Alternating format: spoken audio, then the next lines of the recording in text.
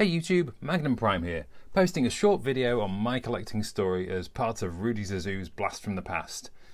So my story started here, with me flying through the air and Skywalk being a bit of a jerk trying to shoot me down. Oh no, wait, that's not me, is it? That's right, I was the kid who flipped on the TV sometime in 1985 and found this amazing cartoon and I was hooked. Oh my god, massive robots that transformed into cars and planes.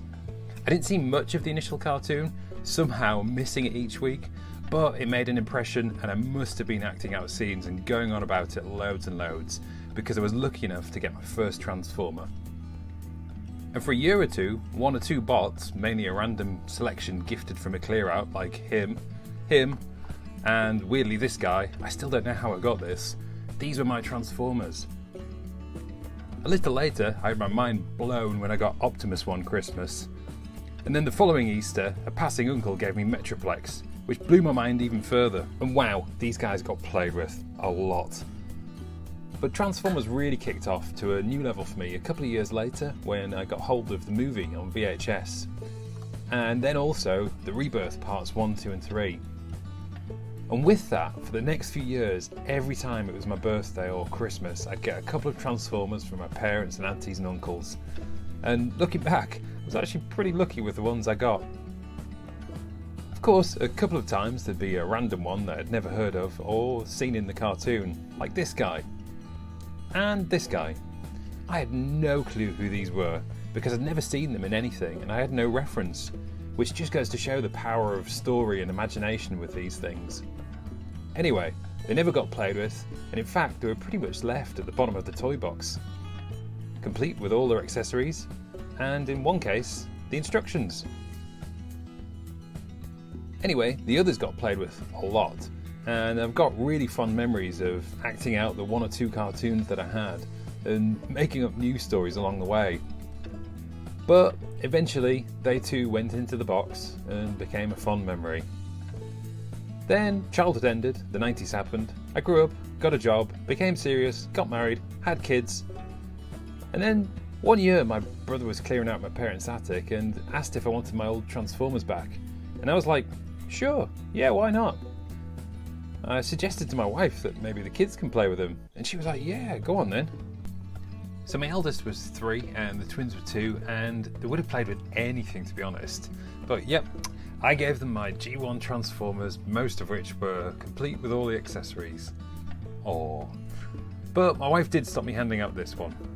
And this one, as they were just too damn scary looking, so back in the box they went, unplayed with, along with all the accessories and the instructions. So yeah, the kids had some cool but weird looking toys, and Scorponok would ride up and down the stairs, Duros apparently somehow found his way into the drain outside, but I was happy, to be honest, they were getting played with. And looking back on those nostalgic moments, the most important thing for me, to be honest, is that no one wanted to play with Thunderwing or Bludgeon or their accessories, and nobody wanted to read the instructions either. And to be honest, Weird Wolf and Skullcruncher, they got a bit of a pass too. But not this guy. He really got hammered. But that was all good. A little nostalgia for me and some fun for them. And then one day, about a year or so later, we were out shopping for clothes or something like that, and I took the kids to the toy section, and there was this guy, reduced to £7. And I was like, whoa, cool. Hey look, they've got toys out for the new films.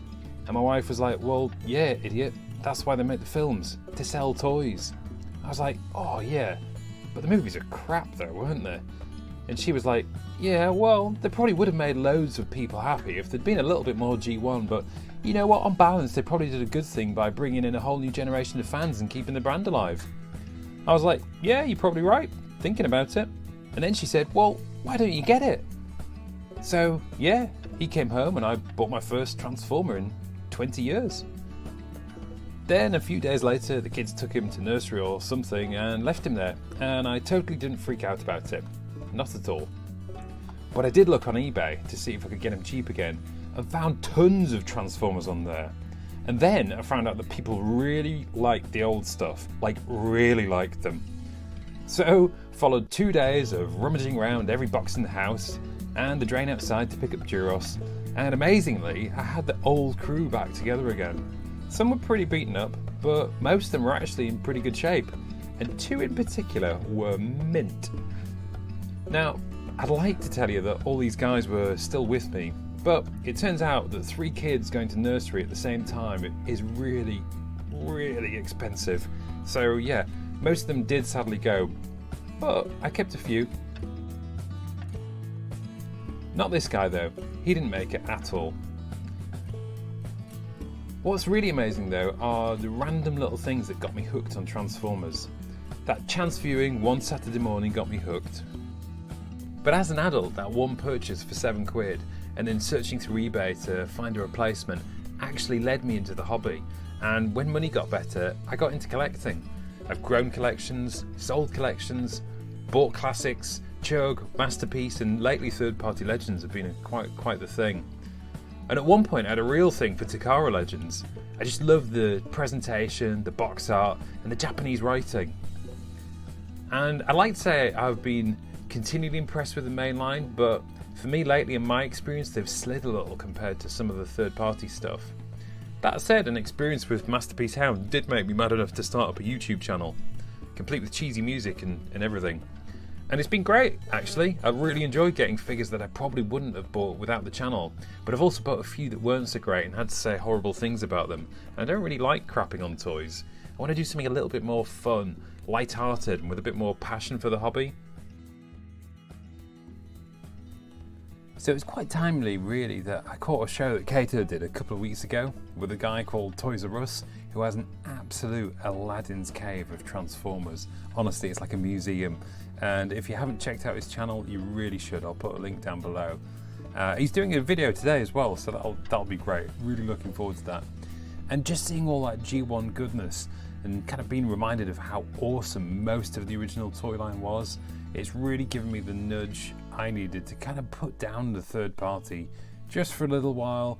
The size classes, the endless debates about which toy is the best representation of a character and all that guff. And actually get back to the toys that I loved when I was a kid. So thanks Russ and thanks Kato. And also Ultra Marcus and Graham the Collector and everybody else putting out awesome G1 related content. And while I'm here, I've made a video like this before, but I just want to say thanks to a few of my subscribers, well, all of my subscribers, but a few that have been with me right from the start. So Solomus44, he's now called the Ultimate Wolf, Alphaprime and Baker Jin, or Jin Kim, you're on the forums, really supported me. Thanks to you guys, and thanks for supporting the channel, and thanks to everybody. There's too many of you to kind of mention.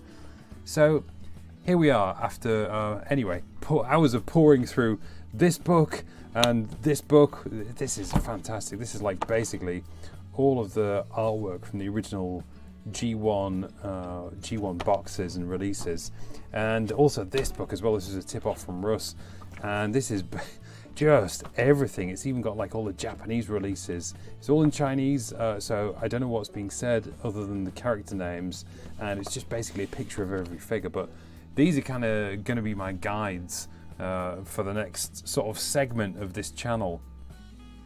And I've even made my first purchase, which is this, and yeah, it smells pretty bad, and the card's all knackered, but it is sealed and it's brand spanking. Well, it's not spanking, it's more like it's been spanked, but it is brand new. And the point is that it's the first new G1 original Transformer that I've personally bought in 30 odd years, so it's pretty special to me actually. And this is going to be the first piece in my rebooted G1 collection that I'm starting from scratch, and I'm going to document here on YouTube with an update once or hopefully twice a week. Now, compared to the other guys I've mentioned, you're probably not going to see anything too mind-blowing at first, but hopefully you will do at some point, and this is something that I think is going to grow.